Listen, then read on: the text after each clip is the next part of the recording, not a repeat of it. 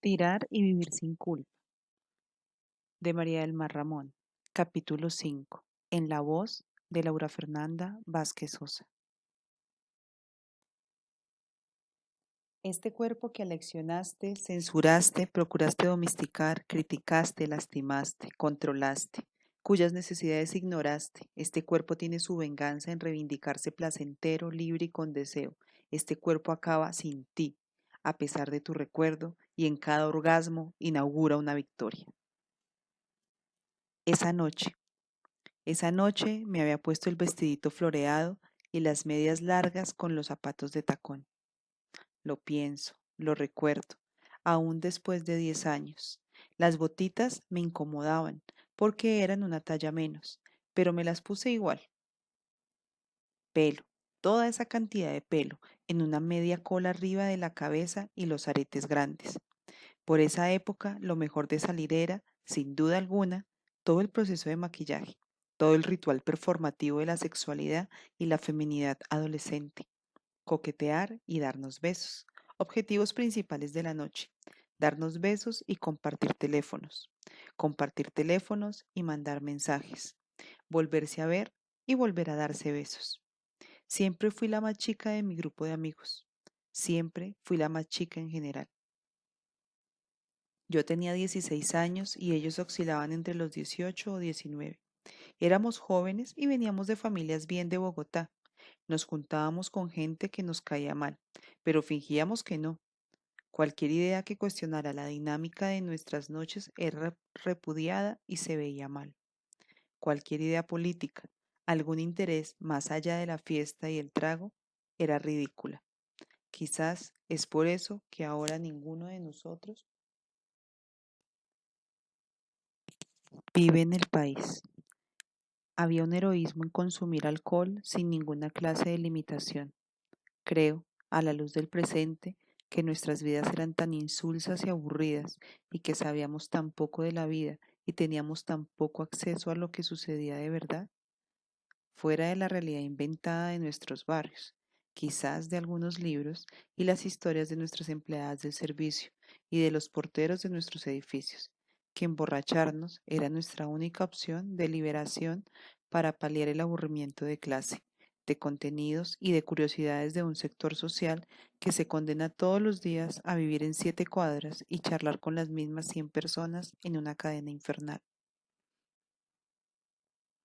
Me habría gustado, también a la luz del presente, que se nos hablara de otra cosa, que el alcohol se nos mostrara desde otro ángulo, uno más presente y menos prohibitivo, o uno que fuera más honesto. Todo el mundo se emborrachaba, como nosotros, pero éramos jóvenes y no éramos tan amigos, o no conocíamos el sentido de autocuidado de la amistad.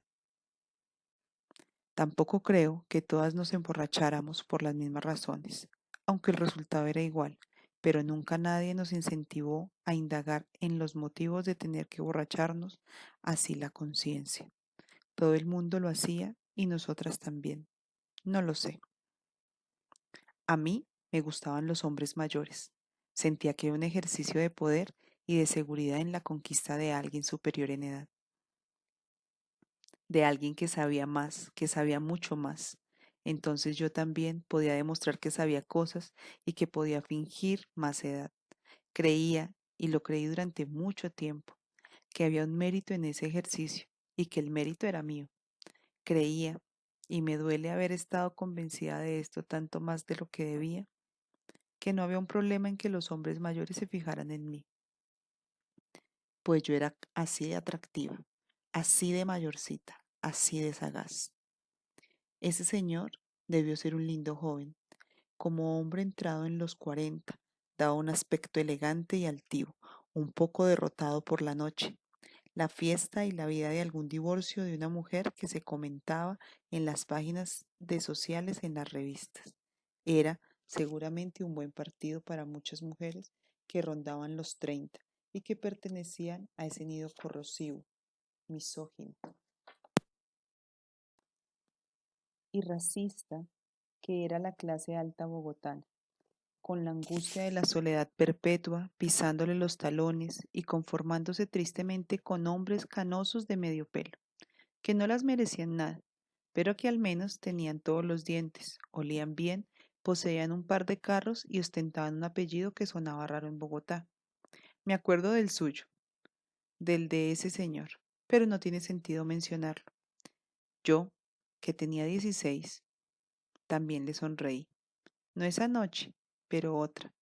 También le sonreí y noté cómo me miró.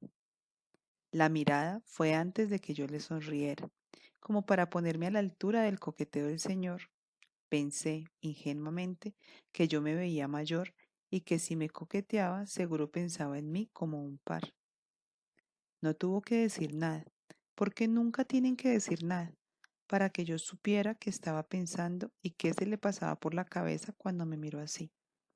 No fue la primera vez que alguien, solo con los ojos, invadió todo mi espacio personal. No fue la primera vez que no pude explicar con palabras qué había sentido o qué había pasado, básicamente porque no había pasado nada que pudiera narrarse con hechos y no con emociones. Pero quizás sí fue la primera vez que respondí a esa mirada con una sonrisa tímida. Me cuesta, aún hoy, reconocerme como víctima y no responsabilizarme un poco. La responsabilidad la entiendo, pero la mía sigue intentando justificar, sigue atenuando la situación, poniéndole un manto de duda a lo que es certeza para comprarme la tranquilidad de estar bien, sana y buena, de no habitar ese cuerpo afectado, cicatrizado, vivo, para comprarle la mentira de no ser una víctima, para garantizarme alguna sensación de autonomía, porque quizás sea eso lo que duele, entre tantas otras cosas de ese recuerdo, el no poder decidir, no poder elegir, no poder. Salimos a una fiesta a la que no debíamos entrar porque éramos menores de edad, pero habíamos comprado unos documentos falsos que nos garantizaban el ingreso. Yo me sentía preciosa con mi vestidito, las medias y las botas. Me sentía letal. Quizás ese es un mejor término para lo que yo quería proyectar. Las tetas se me veían geniales en ese escote, y ya por esos años había empezado a poner en práctica una forma de mirar que funcionaba muy bien con los hombres. La idea, como todas las noches, era darnos besos y ya. Era acumular muchachos con referencias de discotecas bogotanas en unas listas largas que hacíamos y que guardábamos en nuestras billeteras para registrar cuántos besos nos habían dado. No sé para qué. Durante ese tiempo no teníamos intenciones sentimentales, no queríamos encontrar el amor, queríamos acumular besos con extraños y quizás esperar un mensaje al otro día, quizás no. Creo que en el fondo queríamos ganar. Sabíamos que la naturaleza de las relaciones con los hombres era tan desigual y tan injusta que si nos adelantábamos a no querer nada de ellos más que sus besos y a no esperar el equívoco amor que nos legitimaría socialmente, entonces ya teníamos una ventaja. Éramos, lo que habríamos dicho en esa época, perras por autoconvicción, preventivamente perras. Nos habíamos apropiado del término y fingíamos disfrutarlo. ¿O lo disfrutábamos? Antes de que ellos lo usaran para hacernos daño. Quizás ahí sí teníamos una victoria entre manos. Me gustaría contar más de lo que pasó en la discoteca, pero no lo recuerdo. Recuerdo que había una marca de aguardiente nueva y que nos lo regalaban, y que me emborraché terriblemente. No era una novedad. No puedo decir si me emborraché más o menos que otras veces. Probablemente no, solo que esa vez mis amigas también. O no me pusieron tanta atención, o estaban dándose besos con extraños para poner en sus listas, y a mí me dio una pulsión por irme de la discoteca, seguro porque ya era tarde y yo tenía hora de llegada, pero no podría asegurarlo. La cosa es que me fui. Dejé mi chaqueta y mi cartera en el guardarropa de la discoteca y me subí a un taxi para irme. La sensación de haber sobrevivido por una especie de milagro a los peligros de la voraz noche bogotana es algo que también me acompaña. A ninguna de nosotras le pasó nunca nada grave. Ninguna apareció drogada en un potrero, sin ropa y con escopolamina. Las historias pululaban por esa época y siempre eran de la prima de alguna conocida. Pero nosotras ignorábamos la alta probabilidad de ser las próximas y seguíamos nuestras vidas con euforia e inconsciencia. muy como se debe vivir a los 16. Del trayecto no recuerdo absolutamente nada. No es porque hayan pasado 10 años, es que nunca lo recordé. Alguna idea borrosa de cuando llegué a mi edificio y me percaté de que no tenía ni cartera, ni chaqueta, ni plata para pagar un taxi. Y después de que alguien, una sola persona en todo el edificio, acudiera en mi ayuda. El señor de más de 40, buen partido, recién separado, que me había mirado tan lascivamente y a lo que yo, para no sentir vergüenza, había respondido con un fingido consentimiento. Cuando subíamos por las escaleras del edificio, me dijo que tomáramos un vino en su casa. Tomar un vino con alguien en mi estado era una invitación con saña. Le dije que sí, porque tenía 16 años y estaba borracha. Él había pagado el taxi de la discoteca a mi casa y también le dije que sí porque yo esa noche no me había dado besos y pensé que quizás eso podía ser una buena idea. Solo unos besos con el señor Pintón del segundo piso no es algo que a mi adolescente fiestera le sonara mal. No me parecía que eso indicara nada más, que eso no fuera inocente y que alguien pudiera siquiera malinterpretar o necesitar algo más de esos besos de esa noche. Total, él me había mirado, pero yo había respondido a su mirada. Total, unos besos y ya. Las imágenes se ponen particularmente borrosas en el ejercicio de volver a esa noche. Lo recuerdo arriba mío, sacándome las medias y las botas. Lo recuerdo besándome el cuello y recuerdo la fuerza que hice tratando de quitármelo de encima. Quizás no fue tanta la fuerza y yo pienso que sí. Es difícil determinarlo. Tengo muy claro, claro como el agua, el punto, el que dije que no. Me acuerdo de la luz de la lámpara de su cuarto, de mirarla fijamente mientras el peso de ese cuerpo seguía arriba mío y de no recordar más. Paradójicamente, en ninguna de las escenas que tengo está la de habernos dado un beso como el de las discotecas. Volví a mi casa con las medias en la mano, me contó mi mamá. No tenía llaves ni cartera ni chaqueta y tuve que timbrar. Me regañaron y yo contraataqué con algún alegato de borracha de adolescente y me fui a dormir.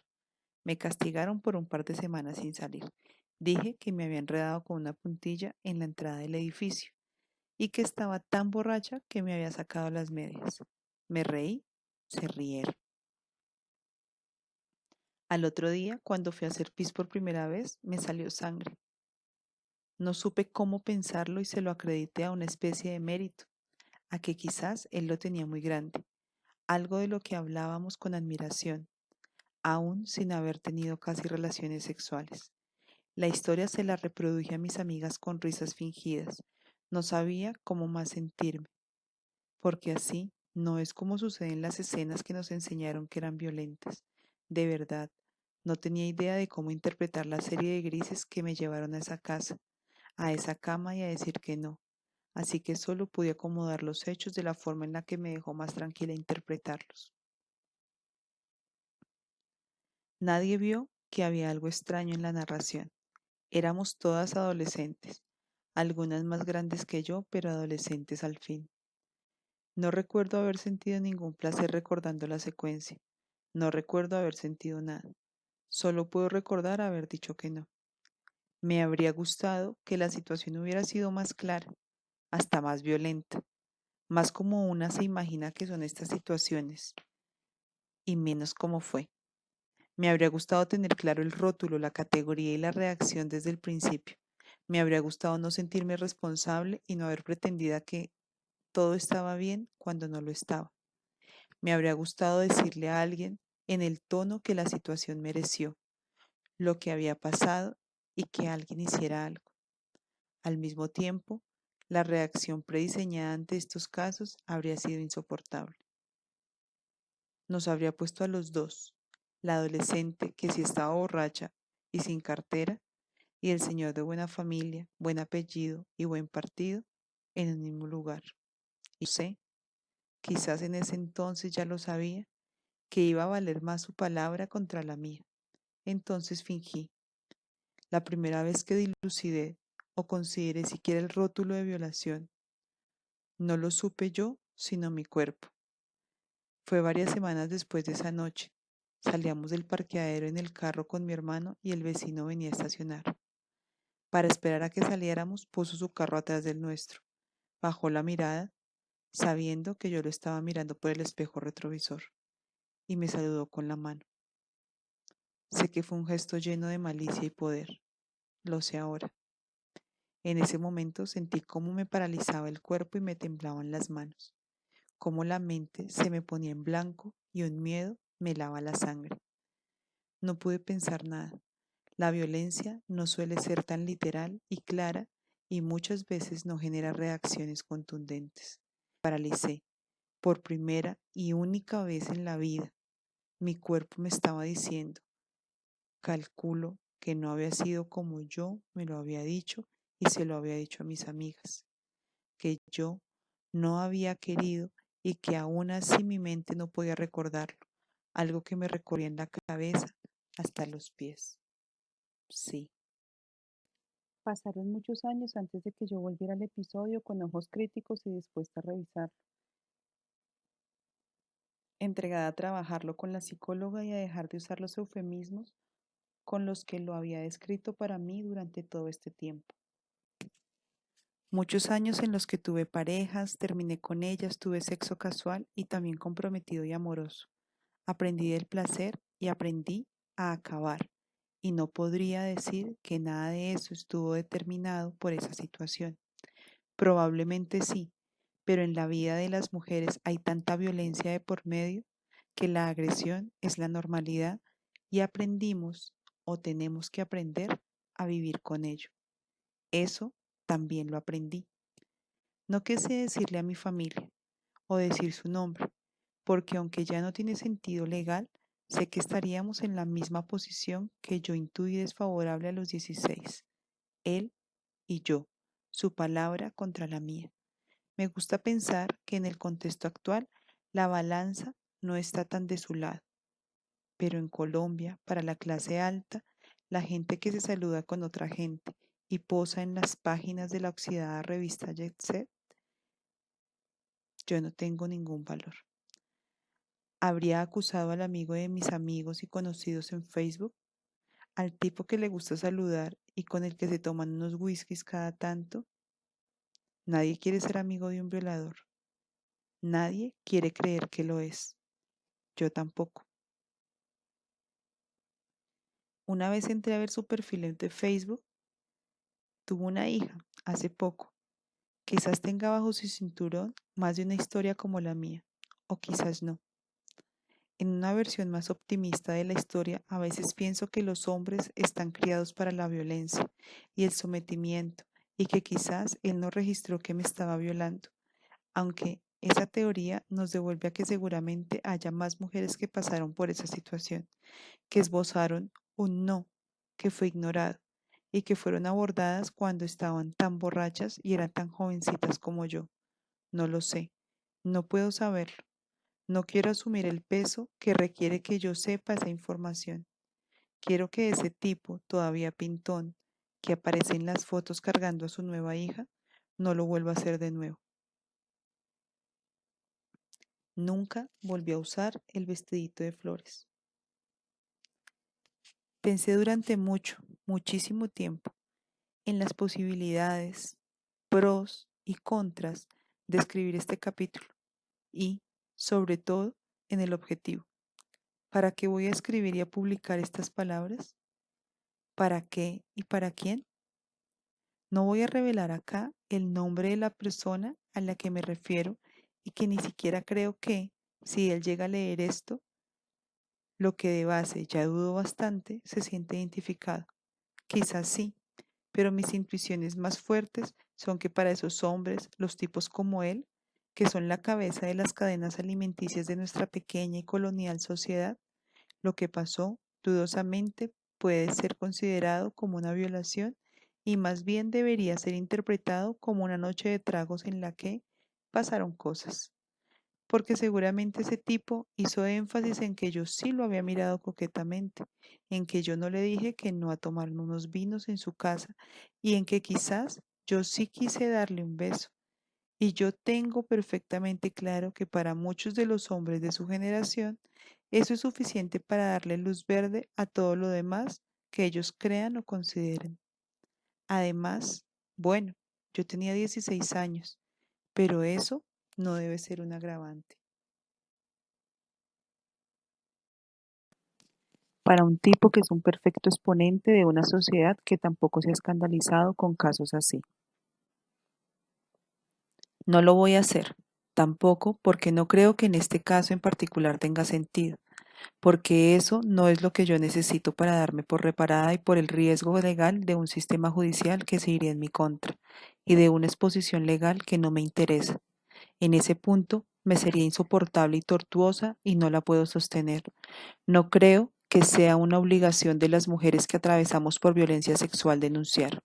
Siento que es injusta esa exigencia, es injusta con nuestras decisiones y con la autonomía que necesitamos y también es injusta porque desconoce que muchas veces ese proceso de denunciar no es satisfactorio, es violento, es revictimizante y brutal.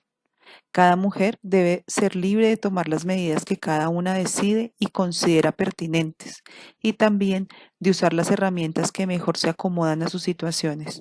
No le exijo a ninguna mujer que haga lo que hice yo, o que haga cualquier cosa que no sea más que su expresa voluntad.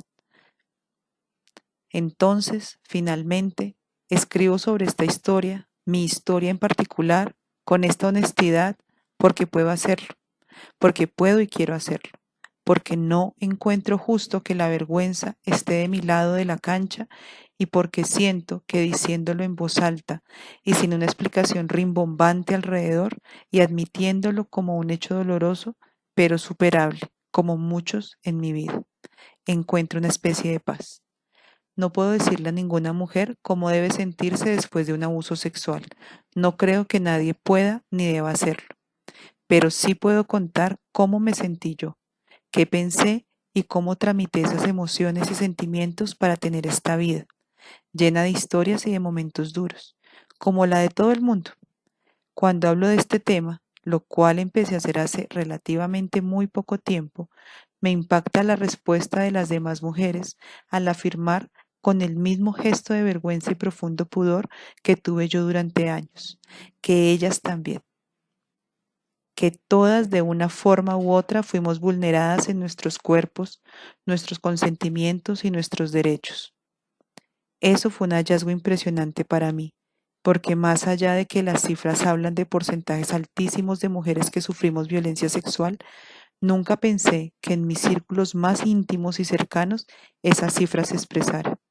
Y no haberlo pensado implicó que ninguna de nosotras se atreviera a decirlo, lo que es una gran injusticia.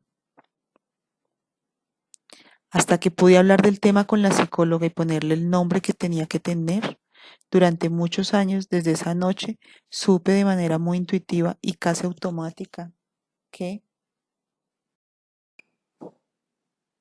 lo que había pasado no se podía decir, no solo por las consecuencias legales y personales que pudiera acarrear, sino porque admitirlo, siquiera revisarlo, iba a significar que yo ya no estaba en la lista de las mujeres buenas, limpias y funcionales, sino que iba a adquirir una especie de manchón nuevo que iba a determinar la forma en que la gente me iba a mirar en la calle, en mi familia, e iba a referirse a mí de ahora en más con un gesto de pesar y condescendencia, casi tratándome como si yo fuera un perrito abandonado necesitado de cariño. Vi esa reacción, esa manera de mirar con pesar y lástima millones de veces. La vi de mi familia, amigas y presentadoras de canales de televisión que creen que esos casos que cuentan están lejos, lejísimos, casi como si pertenecieran a otro mundo y no a esta realidad. La idea del puchero lastimero de alguien para hablar de mí es algo que no puedo soportar. Yo no siento lástima por mí, no quiero que nadie más lo haga. Siento rabia por la violencia que tuvimos que soportar. Siento frustración al no poder cambiar esta realidad para todas nosotras. Siento ira y a veces también dolor, pero nunca he sentido lástima. No creo estar dañada, ni rota, ni quebrada, ni inservible para siempre. No quisiera nunca que alguien más pensara eso por mí. Así que, con tal de evitar esas dos situaciones posibles y de fatal e inevitable desenlace de la mirada sobre mi vida, como si todo lo que hubiera hecho de ahí en adelante fuera un premio de consolación, Yo supe muy desde el minuto uno que lo que había pasado era inconfesable. No es algo menor que la gente se imagine que una mujer violada tiene que verse de tal o cual manera.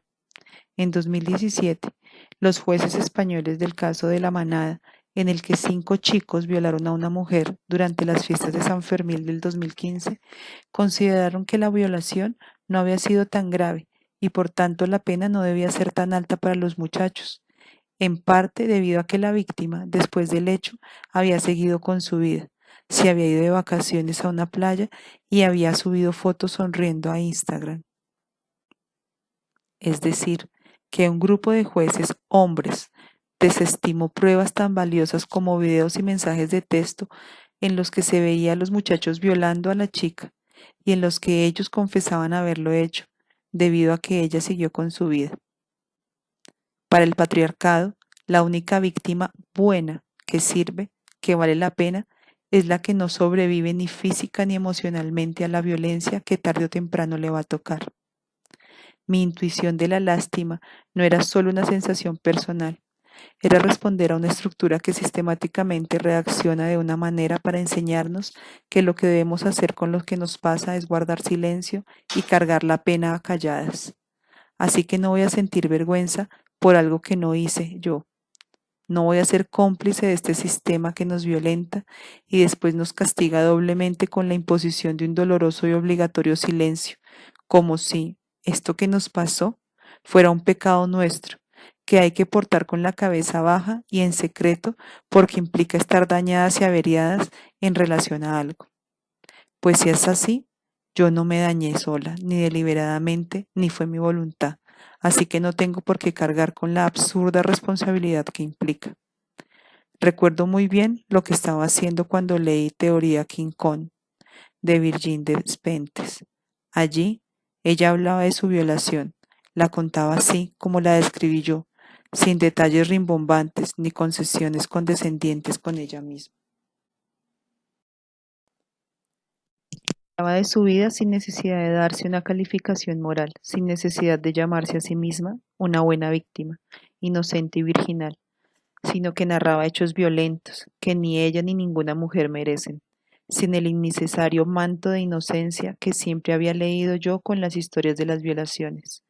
Recuerdo haberlo releído varias veces, sentada en el sofá de mi casa, una tarde de un sábado, y sentirme atraída y atrapada por el relato que ella describía y que analizaba, pero, sobre todo, recuerdo después de las relecturas una enorme e indescriptible sensación de sosiego y de compañía. Esa fue la primera vez que leí el testimonio de una violación que se parecía a lo que yo sentía con la mía. Un evento de mierda, claro que sí, pero que, por una suerte de distintos factores, no había determinado mi vida, no más que otros eventos, ni me daba la sensación de estar rota o irreparable, no más que otras formas de violencia, ni tampoco de estar marcada para siempre. No puedo decir que habría sido de mi vida si aquello no hubiera sucedido esa noche. Eso es un error lógico y un ejercicio improductivo. Me habría gustado ahorrármela, claro, pero así pasó, con todas las formas de violencia que sufrí a lo largo de los años. No somos mejores por haber sobrevivido a la brutalidad, ni le debemos a la violencia la fuerza de nuestros temperamentos. Sobrevivir no es una forma idónea de existir en este mundo. Tampoco puedo decir que la trascendencia que tuvo en mi vida y las extrañas y muy leves formas de trauma que ocurrieron después son mérito mío, porque no es cierto. No sé por qué sucedió de esa manera y no sé por qué mi cuerpo y mi mente reaccionaron así, pero lo que sí puedo hacer es contarlo, hablarlo y poner la cara y el cuerpo para que el mundo sepa también cómo se ve una mujer que fue abusada sexualmente, como tantas otras, y que vive igual y paga cuentas igual, ama igual y tiene orgasmos igual. No pienso existir omitiendo partes dolorosas de mi vida como si mi existencia fuera como la de una fruta que si se cae y se golpea pierde el valor comercial para el resto del mundo. Tampoco pienso ser una imposición, ni un libro de autosuperación, ni un parámetro a seguir para nadie.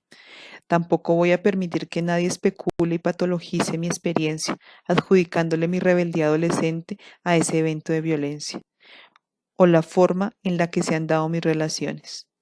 Ha sido así porque no ha podido ser de otra manera, y no creo que la cantidad de mujeres sexualmente abusadas o violentadas del mundo, que según una cifra de la ONU corresponde a casi el 70% de la población femenina, tengamos todas un patrón determinado por esos eventos más que por el horrible sistema que nos enseña a relacionar. Nunca he pensado que esto es responsabilidad de mi papá y mi mamá. Tengo la absoluta certeza de que esa noche no habría podido evitarse de ninguna manera que tuviera que ver con la crianza, que aún si no sucedía esa precisa noche, iba a ser otra noche y que aún si no era de noche, iba a sucederme de día, con algún primo segundo manisuelto, como abundan en las familias colombianas, o con algún noviecito que no hubiera querido entender un no tarde o temprano, porque esa es la forma en que las mujeres hemos tenido que habitar el mundo. La única manera de cuidarnos a las mujeres de los peligros del mundo es cambiándolo, no pensando en distintas formas de recluirnos y dejar de ocupar el espacio, cuando muchas, muchísimas veces la más cruda violencia está dentro de nuestras casas. Quiero que podamos contar estas historias y hablar de estos temas sin pena, sin vergüenza y sin culpa. La imposición del silencio es tan profundamente cruel con nosotras, tan dura y tan solitaria. Romperla a través del diálogo, del abrazo y la escucha entre nosotras es una forma de liberación. Esta no es una invitación a que denunciemos en manada, ni a que hagamos publicaciones en redes sociales al respecto, ni a que nos sintamos obligadas a ir a una comisaría y contarlo, ni mucho menos a que sigamos calladas. Esto es una invitación a nada. Todas estas letras son un abrazo, son una mano en el hombro y la declaración, si sirve de algo, como a mí me sirvió, de que aún en lo que más nos genera pudor de nuestra historia, aún en el momento más doloroso de nuestras biografías, lo que consideramos innombrable, no estamos solas, no estuvimos solas, no estamos más solas, porque la violencia fue contra cada una, pero la reivindicación, la reconciliación y la reparación serán colectivas. Ni la vergüenza ni la culpa están más de nuestro lado. Nuestros cuerpos marcados, afectados, cicatrizados y vivos tienen derecho al placer. Fin del capítulo 5.